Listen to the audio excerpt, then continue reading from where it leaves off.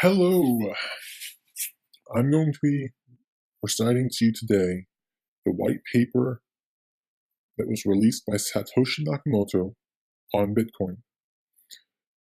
It's really important, I believe, because it explains about the infrastructure and everything that you need to understand if you want to invest. So without further ado, let's begin. Bitcoin, a peer-to-peer electronic cash system by Satoshi Nakamoto. Abstract. A purely peer-to-peer version of electronic cash would allow online payments to be sent directly from one party to another without going through a financial institution. Digital signatures provide part of the solution, but the main benefits are lost if a trusted third party is still required to prevent double spending. We propose a solution to the double spending problem using a peer-to-peer network. The network timestamps transactions by hashing them into an ongoing chain of hash-based proof of work, forming a record that cannot be changed without redoing the proof of work. The longest chain not only serves as a proof of sequence of events witnessed, but proof that it came from the largest pool of CPU power. As long as a majority of CPU power is controlled by nodes that are not cooperating to attack the network, they'll generate the longest chain and outpace the attackers. The network itself requires minimal structure. Messages are broadcast on a best effort basis, and nodes can leave and rejoin the network at will, accepting the longest proof of work chain as proof of what happened while they were gone. Section 1, Introduction. Commerce on the Internet has come to rely almost exclusively on the financial institutions serving trusted third parties to process electronic payments. While the system works well enough for most transactions, it still suffers from the inherent weakness of a trust-based model. Completely non-reversible transactions are not really possible, since financial institutions cannot avoid mediating disputes. The cost of mediation increases transaction costs, limiting the minimum practical transaction size and cutting off the possibility for small casual transactions. And there is a broader cost in the loss of availability to make non-reversible payments for non-reversible services. With the stability and the possibility of reversal, the need for trust spreads. Merchants must be wary of their customers, hassling them for information that they would otherwise not need. A certain percentage of fraud is accepted as unavoidable. These costs and payment uncertainties can be avoided in person by using physical currency, but no mechanism exists to make payments over a communications channel without a trusted party. What is needed is an electronic payment system based on cryptographic proof instead of trust, allowing any two willing parties to transact directly with each other without the need for a trusted third party. Transactions that are computationally impractical to reverse would protect sellers from fraud and routine escrow mechanisms could easily be implemented to protect buyers. In this paper, we propose a solution to the double spending problem using a peer-to-peer distributed timestamp server to generate computational proof of the chronological order of transactions.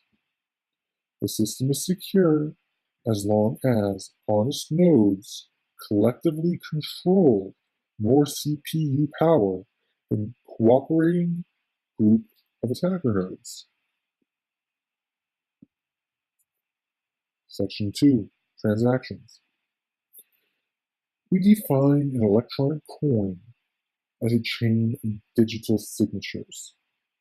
Each owner transfers the coin to the next by digitally signing a hash of the previous transaction and the public key of the next owner, and adding these to the very end of the coin.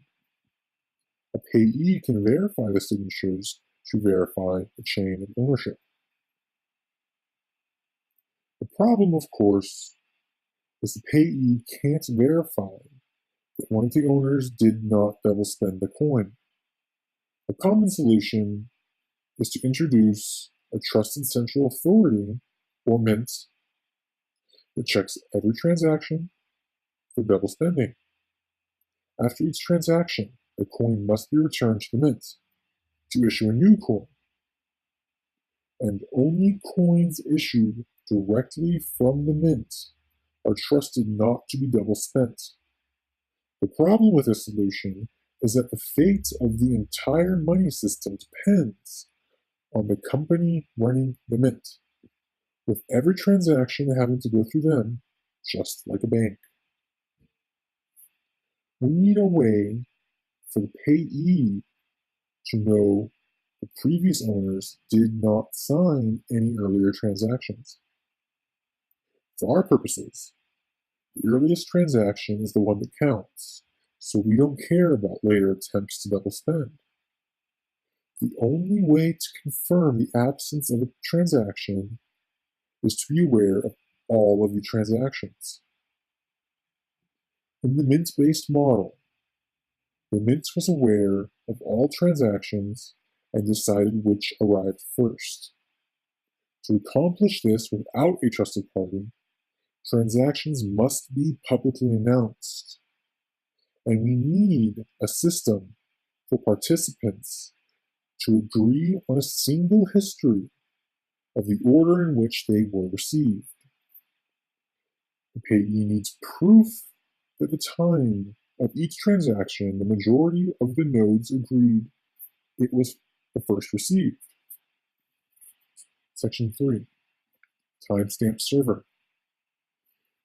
The solution we propose begins with the timestamp server. The timestamp server works by taking a hash of a block of items to be time-stamped and widely publishing the hash, such as in a newspaper or a Usenet post. Timestamp proves that the data must have existed at the time, obviously, in order to get the hash. Each timestamp includes the previous timestamp in its hash, forming a chain.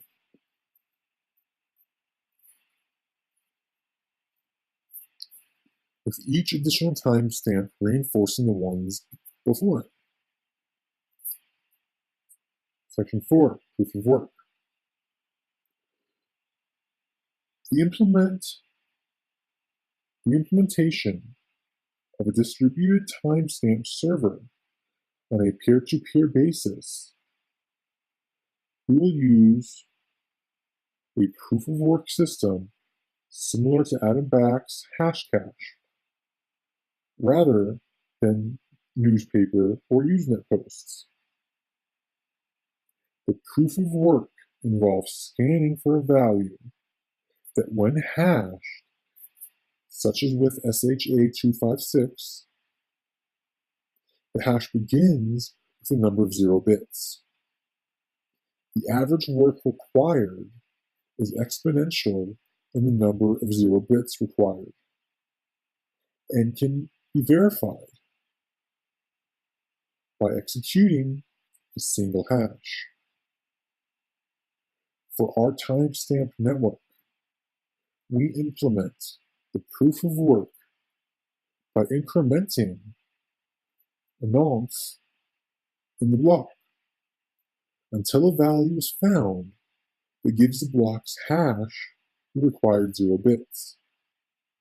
Once the CPU effort has been expended to make it satisfy the proof of work, the block cannot be changed without redoing the work.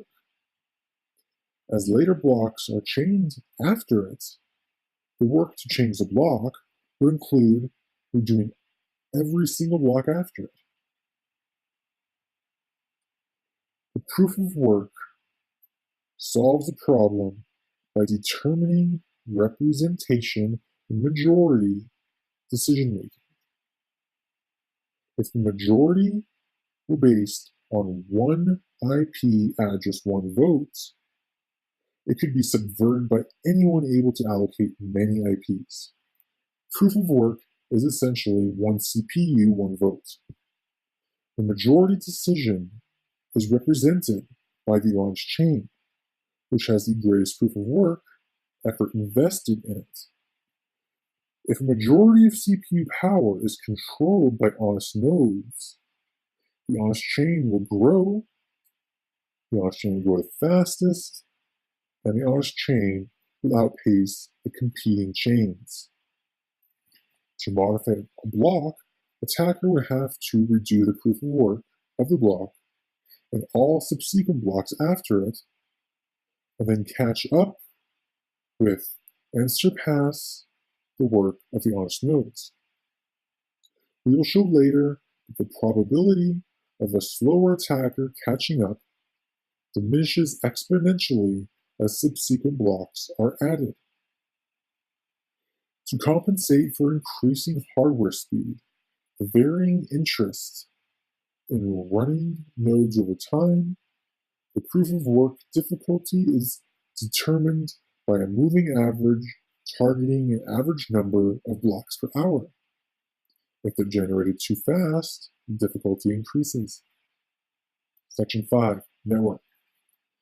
The steps to run the network are as follows. Step 1. New transactions are broadcast to all nodes. Step 2. Each node collects new transactions into the block. Step 3. Each node works on finding a proof of work for its block that is incredibly difficult. Step 4. When a node finds a proof of work, it broadcasts the block to all nodes. Step 5. Nodes accept the block only if all transactions in it are valid and not already spent. Step 6. Nodes express their acceptance of the block by working on creating the next block in the chain, using the hash of the accepted block as the previous hash.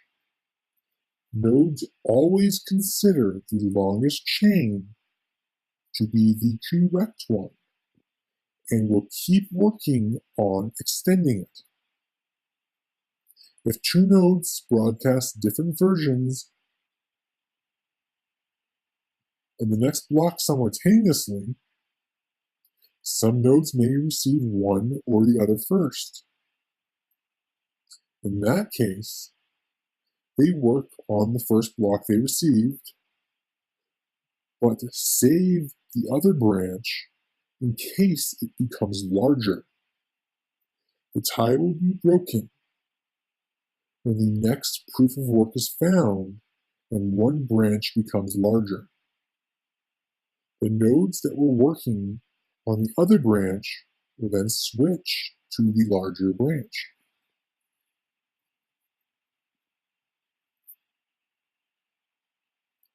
New transaction broadcasts do not necessarily need to reach all nodes.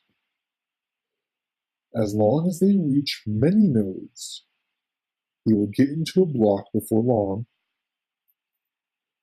Block broadcasts are also tolerant of dropped messages. If a node does not receive a block, it will request it when it receives the next block and realizes it missed one. Section 6. Incentive. By convention, the first transaction in a block is a special transaction that starts a new coin owned by the creator of the block. This adds an incentive for nodes to support the network and provides a way to initially distribute coins and circulation since there is no central authority to issue them. The steady addition of constant amount of new coins is analogous to gold miners expending resources to add gold to circulation. In our case, it is CPU time and electricity that is expended. The incentive can also be funded with transaction fees. If the output value of a transaction is less than the input value, the difference is a transaction fee that is added to the incentive value of the block containing the transaction. Once a predetermined number of coins has entered circulation, the incentive can transition entirely to transaction fees and be completely inflation-free. The incentive may help encourage nodes to stay honest. If a greedy attacker is able to assemble more CPU power than all the honest nodes, he would have to choose between using it to defraud people by stealing his payments or using it to generate new coins. He ought to find it more profitable to play by the rules, such rules that favor him with more new coins than anyone else combined, than to undermine the system and the validity of his own wealth. Step 7. Reclaiming disk space. Once the largest transaction in a coin is buried under enough blocks, the spent transactions before it can be discarded to save disk space. To facilitate this without breaking the block's hash, transactions are added in a Merkle tree with only the root included in the block's hash. Old blocks can then be compacted by stubbing off branches of the tree. The interior hashes do not need to be stored. A block header with no transactions would be 80 bytes. If we suppose blocks are generated every 10 minutes, 80 bytes times 6 times 24 times 365 equals 4.2 megabytes per year. With computer systems typically selling with 2 gigabytes of RAM as of 2008, and Moore's Law predicting current growth of 1.2 gigabytes per year, storage should not be a problem, even if the block headers must be kept in memory. Step 8. Simplified payment verification. It is possible to verify payments without running a full network node.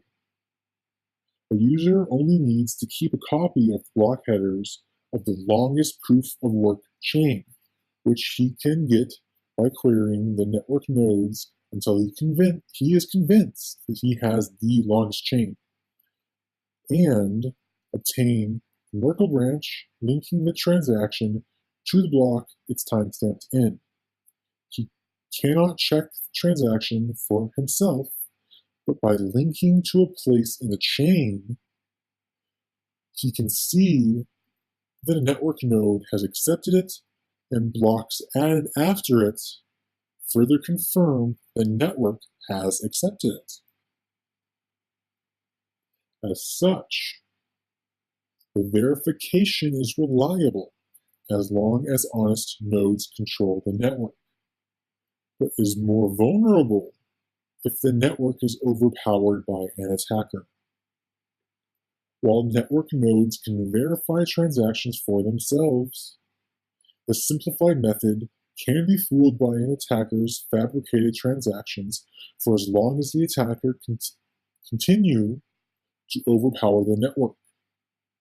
One strategy to protect against this would be to accept alerts from the network nodes when they detect an invalid block, prompting the user's software to download the full block and alert transactions to confirm the inconsistency.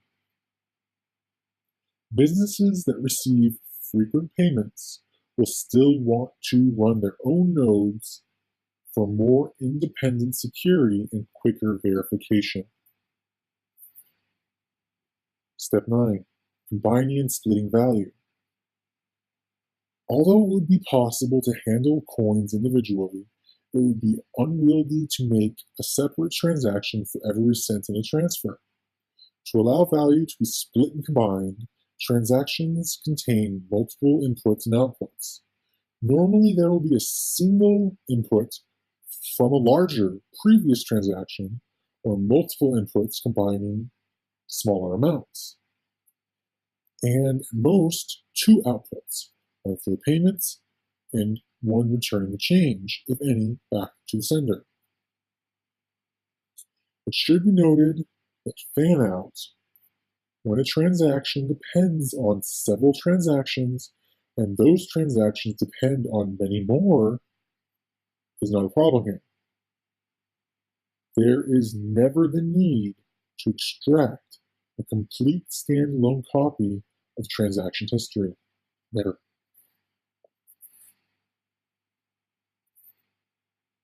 Step 10. Privacy. The traditional baking method achieves a level of privacy by limiting access to information to the parties involved and the trusted third party.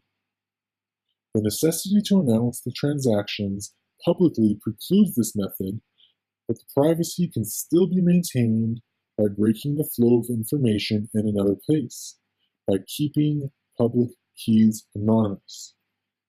The public can see that someone is sending an amount to someone else, but without information linking the transaction to anyone. This is similar to the level of information released by stock exchanges, where the time and size of individual trades, the tape, was made public, but without telling who the parties were. As an additional firewall, a new key pair should be used for each transaction to keep them from being linked to a common owner. Some linking is still unavoidable with the multi-input transactions, which necessarily reveal that their inputs were owned by the same owner. The risk is that if the owner of a key is revealed, linking could be revealing other transactions that belong to the exact same owner. 11. Calculations. We consider the scenario of an attacker trying to generate an alternate chain faster than the honest chain. Even if this is accomplished, it does not throw the system open to arbitrary changes, such as creating the value out of thin air or taking money that never belonged to the attacker. Nodes are not going to accept an invalid transaction as payment, and honest nodes will never accept a block containing them.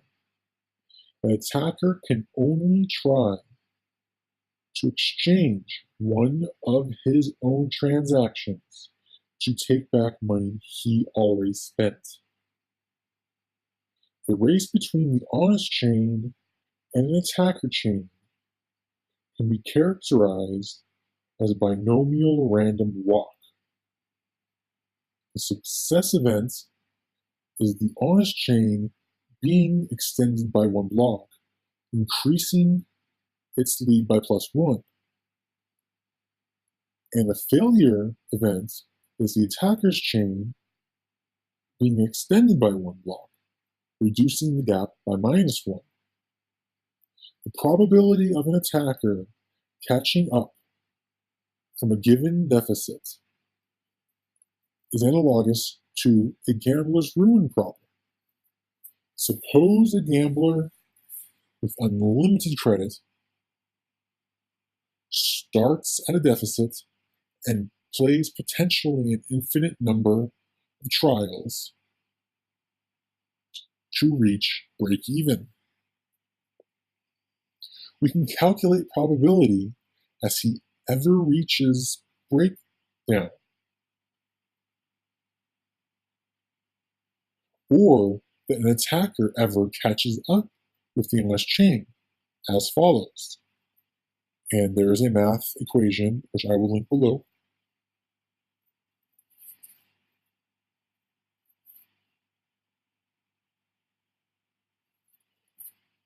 Given our assumption that P is greater than Q, the probability drops exponentially as the number of blocks the attacker has to catch up with increases. With the odds against him, if he doesn't make a lucky lunge forward early on, his chances become vanishingly small as he falls further and further behind. We now consider how long the recipient of a new transaction needs to wait before being sufficiently certain the sender can't change the transaction. We assume the sender is an attacker who wants to make the recipient believe he paid for him for a while, then switch it to pay back to himself after some time has passed. The receiver will be alerted when that happens, but the sender hopes it will be too late. The sender generates a new key pair and gives the public key to the sender. The receiver generates a new key pair and gives the public key to the sender shortly before signing. This prevents the sender from preparing a chain of public blocks ahead of time by working on it continuously until he is lucky enough to get far enough ahead, then executing the transaction at that moment. Once the transaction is set, the dishonest sender starts working in secret on a parallel chain that contains an alternate version of the transaction. The recipient waits until the transaction has been added to a block and Z blocks have been linked after it.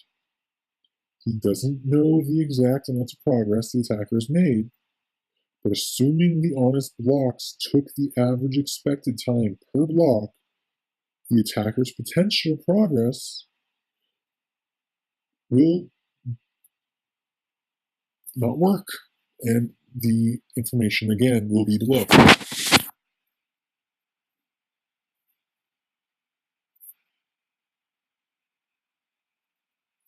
Section 12, the conclusion.